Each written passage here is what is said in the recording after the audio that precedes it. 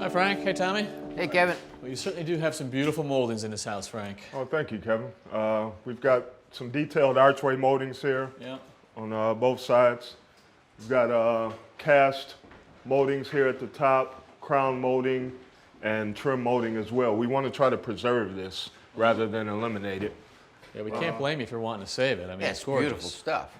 Now, years ago when they would make this, what they would do is they would actually make a cast and they would fill it with plaster, or they would make a stamp out of plaster and put it on the wall after they build the plaster up. Right. Well, what I found is this material right here. This is actually a two-part silicone that you mix up and you force it onto the wall. Now, this has been on there for about 30 minutes, so I'm getting ready to pull it off to see if we can make a reverse casting of your detail. So when I pull this off, it comes off pretty good. Let's see how it works. All right, so what we have is a reverse casting of this molding right here. That's pretty cool. Now I can take this and fill it up with plaster, and I'll have a little molding. There is a third option that we're going to use where you end up with this. And this is actually, it's essentially an industrial plastic that's been printed for us. And what you do is you take a picture of the good molding. So Dave Kempsky came out with his 3D camera, snapped a picture of an area where the molding was good, and they bring it back to their computer and they can fix any defects. And then from the computer, they can actually send it to a 3D printer, and we end up with lengths like this. And he actually printed this for us last week. That's pretty cool. The material itself comes in a spool in this filament right here.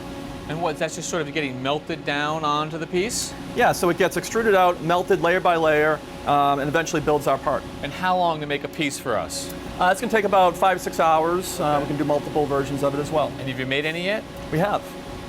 Wow, cool. Look at that.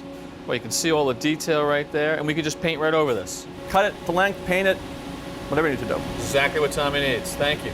Got it.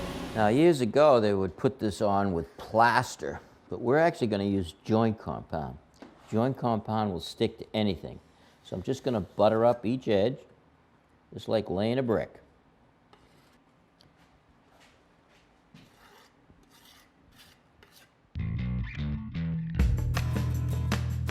Right about there.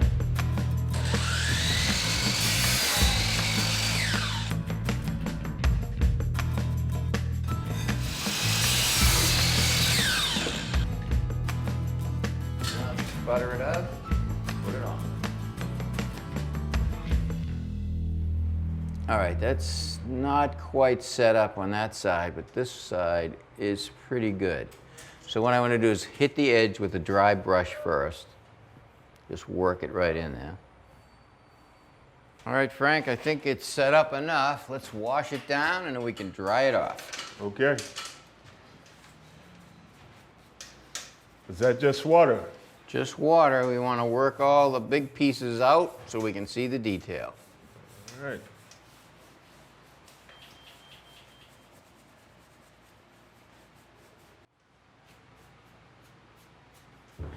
All right, so now we'll just see if we can dry it off with a rag a little bit.